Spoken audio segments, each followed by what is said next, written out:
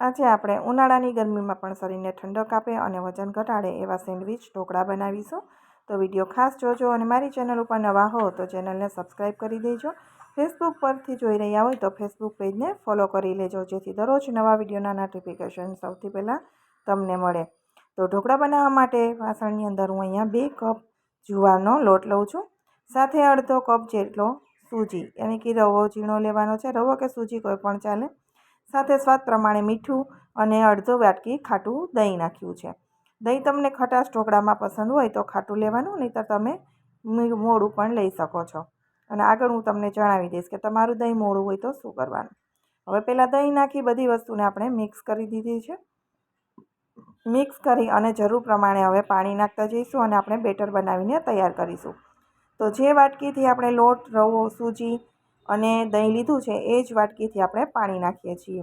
2 વાટકી જુવારનો લોટ, અડધી વાટકી રવો, સૂજી અને સાથે આપણે અડધી વાટકી દહીં અને હવે અત્યારે 1.5 વાટકી આપણે પાણી નાખી દીધું છે. અને બેટર તમે જો હજી થિકનેસ છે તો ફરી અડધી વાટકી ભરીને આપણે પાણી નાખ્યું છે. એટલે ટોટલ 2 કપ અહીંયા પાણી થઈ ગયું છે. 2 વાટકી ભરીને મિક્સ કરી દઈશું. અને જો કન્સિસ્ટન્સી તમને વધારે ઘાટી લાગે તો જ નાખવાનું. પાતળી કન્સિસ્ટન્સીવાળું બેટર વધારે પાતળું કરવાનું નથી. બેટર સાઈડમાં રાખી દઈએ. અહીંયા એના ગ્રીન ચટણી બનાવી લઈશું. તો એના માટે 2 મોટી ચમચી સિંગના દાણા, મરચાં, આદું, લીલા ધાણા અને સ્વાદ પ્રમાણે હવે મીઠું નાખી દઈશું. તો ગ્રીન બેટર આપણે બનાવીને તૈયાર કરીએ છીએ ઢોકળા માટે. સાથે આપણે 1 ચમચી ભરીને જીરું અને લીંબુનો રસ નાખી દઈશું. એટલે ગ્રીન બેટર છે બહુ ટેસ્ટી એવું બનીને તૈયાર થશે. પહેલાં ધાણાને બધું પીસી લઈશું આપણે થોડું અધકચરું. ત્યાર પછી આપણે એની અંદર ઢોકળાનું બેટર છે ને એ જ આપણે એની અંદર નાખી દઈશું, જેથી કરીને આપણે ઢોકળાનું વચ્ચેનો પેલો ભાગ છે એમાં પાણીનો બિલકુલ ઉપયોગ કરવાનો નથી, કેમ કે ઢોકળા જ બનાવવાના હોય તો પાણી હોય તો એ વચ્ચેનો ભાગ જામે નહીં. અહીંયા 2 ચમચા જેટલું બેટર મેં નાખ્યું હતું. સાથે ગ્રીન કલર નાખ્યો છે, જેથી એકદમ સરસ ગ્રીનિશ બેટર થાય. અને પીસતી વખતે મને બેટર હજી ઓછું લાગ્યું હતું, એટલે ફરી મેં 2 ચમચા બેટર ભરીને નાખ્યું હતું. તમે કન્સિસ્ટન્સી જોઈ શકો છો કે ફરીને મેં ટોટલ 4 ચમચા જેટલું બેટર એની અંદર નાખીને પીસ્યું છે. હવે આપણે ઢોકળા માટે પ્લેટ છે સ્ટીમરની એક ગ્રીસ કરી લઈશું. અને બેટર છે એને પણ 10 મિનિટ જેવો સમય થઈ ગયો છે, એટલે એની અંદર જે રવો છે એ પણ પલળી ગયો હોય.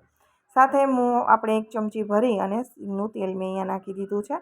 ઢોકળા એકદમ સોફ્ટ લાગે ખાવામાં, દૂચારો વડે નહીં, સૂખા સૂખા ના બને. હવે અહીંયા આપણે ખાવાના સોડા, ઈનો હોય તો 1 સચેટ ઈનો પણ નાખી દેવાનો, નહીંતર આપણે 1 ચમચીથી થોડા ઓછા એવા ખાવાના સોડા નાખીશું. અને આ જગ્યાએ દહીં થોડું તમારું મોળું હોય તો 1 લીંબુનો રસ નાખી દેવાનો. મેં અહીંયા અડધું લીંબુ નીચોવી દીધું છે, જેથી કરીને આપણા ઢોકળા થાય ને તો ઉપર રેડ સ્પોટિંગ ના થાય. નહીંતર તમારે જો ખટાશ ઓછી હોય ને સોડા વધારે હોય તો બેટરનું જે ઢોકળા પાકે ને ત્યારે ઉપર રેડ સ્પોટ થાય અને જે ખાવામાં ભાવતા નથી. એટલે સોડાને એક્ટિવેટ પ્રોપર કરવા. હવે થોડું બેટર એકદમ સરસ મિક્સ કરી અને થોડું બેટર આપણે પ્લેટમાં પહેલાં નાખી દઈશું. તળિયામાં ફેલાવી દેવાનું છે, જે તળિયાનો ભાગ છે એની અંદર. અને એને આપણે સ્ટીમરની અંદર 5 મિનિટ માટે હાઈ ફ્લેમ ઉપર સ્ટીમ કરવા માટે રાખીશું. સ્ટીમર મેં જ્યારે આપણે બેટર તૈયાર કરતા હતા ત્યારે જ રાખી દીધું હતું, જેથી બંને કામ સાથે સાથે થઈ જાય. હવે આપણે સ્ટીમરની અંદર પ્લેટ રાખી અને ઢાંકી દઈશું. 5 મિનિટ હાઈ ફ્લેમ ઉપર રાખીશું. પછી આપણે અત્યારે ફ્લેમ હાઈ જ રાખી છે, ખાલી ઢક્કણ જ હટાવી દેવાનું છે. જે નીચેનો ભાગ છે એ થોડો કૂક થઈ જાય છે. હવે ઉપર જે ગ્રીન બેટર આપણે બનાવીને રાખ્યું છે એ ફેલાવી દઈશું. તમને લસણ પસંદ હોય તો જ્યારે ગ્રીન બેટર બનાવો ત્યારે એમાં લસણની કળીઓ પણ નાખી શકાય, તમારી ચોઈસ પ્રમાણે. અને આ જે વચ્ચેનું બેટર છે ને એમાં આપણે સોડા નથી નાખ્યા, કેમ કે ગ્રીન ચટણી નાખી છે ને એનો ટેસ્ટ ખૂબ સરસ એવો આવે છે. હવે બેટર ગ્રીન આપણે પાથરી દઈશું અને ફરી આપણે વ્હાઈટ બેટર છે એટલે મેં પહેલાં જ તમને કહ્યું હતું કે બેટર એકદમ પાતળું કરવાનું નથી. થિકનેસ બેટર રાખવું થોડુંક થીક, જેથી જે પાણીની જેમ ફેલાય નહીં. નહીં તો તમે જ્યારે લેયર બનાવો ને ત્યારે બધા લેયર ભેગા થઈ જશે, ગ્રીન વ્હાઈટમાં, વ્હાઈટ ગ્રીનમાં, એવી રીતે. એટલે ઘાટું બેટર હોય ને તો એ નહીં થાય. અને જ્યારે લેયર પાથરો ને ત્યારે તમારે ગેસ છે હાઈ ફ્લેમ ઉપર જ રાખવાનો, જેથી નીચેથી ઉકળતું હોય તો સાથે સાથે સ્ટીમ થવા લાગે ને, જેથી કરીને એકબીજા લેયર છે એ બંને ભેગા ના થાય. તો આપણે પ્રોપર આ રીતે તમે જોઈ શકો છો, હું ફેલાવી દઉં છું બધું બેટર. અને ગ્રીન છે વ્હાઈટમાં આવશે નહીં, વ્હાઈટ ગ્રીનની અંદર થશે નહીં, કેમ કે બેટર આપણે ઘાટા રાખેલા છે. અને પ્લસ નીચેથી અત્યારે આપણે પાણી છે એનું સ્ટીમ ઉકળી રહ્યું છે એટલા માટે. તો આખી રીતે બધું જ બેટર છે મેં એમાં નાખી દીધું છે. ઢોકળા આપણા થોડા સ્પોન્જી થશે, મોટા. જો તમને એકદમ પાતળા ઢોકળા કરવા હોય તો એ પ્રમાણે તમારે થાળી લઈ લેવાની અને ફિક્સ કરી દેવાની. હવે સાથે આપણે લાલ મરચું ઉપર ભભરાવી દઈશું અને સફેદ તલ, જેથી લુકવાઇઝ પણ આપણા ઢોકળા છે એકદમ સરસ એવા બનીને તૈયાર થાય. અને પછી કવર કરી અને મીડિયમ ટુ હાઈ ફ્લેમ જ રાખીશું અને એમાં આપણે 10થી 12 મિનિટ જેવો સમય રાખવાનો છે. 10 મિનિટ પછી ચેક કરી લેવાનું. જો ઢોકળા સ્ટીમ થયા હોય તો તમને ખબર પડી જશે અને ન થયા હોય તો તમારે સ્ટીમ કરવા પડશે. તો અહીંયા આપણા ઢોકળા છે એ ઢોકળિયું ખોલી દીધું છે મેં ફૂલીને અને ચપ્પુ ડીપ કરવાથી એકદમ ક્લીન નીકળે છે. એનો મતલબ આપણા ઢોકળા સ્ટીમ થઈ ગયા છે અને તમે ઓલમોસ્ટ ઉપર પણ આવી ગયા છે, જોઈ શકાય છે. હવે આપણે એને થોડા ઠંડા થવા દઈએ, ત્યાર પછી ડિમોલ્ડ કરીશું.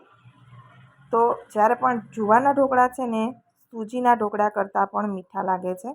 તો તમે ઉનાળામાં આપણે ઢોકળા બનાવીએ ને તો પાણી વધારે પાતું હોય છે, પરંતુ આ રીતે જુવારના ઢોકળા બનાવશો ને તો સરસ બને છે. હવે આપણે ઢોકળાનું કટિંગ કરી નાખ્યું છે, જે તમને ચોઈસ હોય એ પ્રમાણે નાના મોટા ટુકડામાં. અને હવે આપણે વઘાર કરી દઈએ. વઘાર માટે મોટી ચમચી તેલ આપણે વઘારિયામાં નાખી સાથે 1 ચમચી રાઈ નાખીશું. રાઈ ફૂટવા લાગે ત્યાર પછી આપણે બીજી વસ્તુ નાખવાની છે. રાઈને સરસ એવી ફૂટવા દઈશું. કાચી રાઈ હોય વઘારમાં તો ભાવે નહીં. રાઈ સરસ ફૂટી જાય ત્યાર પછી આપણે હિંગ અને મીઠા લીમડાના પાન નાખીશું. ગેસની ફ્લેમ મેં બંધ કરી દીધી છે. હવે વઘારને આપણે ઢોકળાની ઉપર સ્પ્રેડ કરી દઈશું. તો આખા ઢોકળામાં સરસ રીતે આપણે ફેલાવી દેવાનો છે, જેથી આપણે ઢોકળા સરસ એવા ટેસ્ટમાં પણ લાગે. અને ડિમોલ્ડ કરીશું ને તો એકદમ સરસ રીતે ઢોકળા નીકળી જશે. તો બધી જ બાજુ મેં તેલ છે, વઘાર છે એકદમ સરસ રીતે ફેલાવી દીધો છે. હવે આપણે ઢોકળાને કાઢી લઈશું. તો ઢોકળા એકદમ સરસ રીતે નીકળી જશે ને હું નજીકથી તમને બતાવી દઈશ કે લેયર પણ એટલા જ સરસ એના બનીને તૈયાર થયા છે.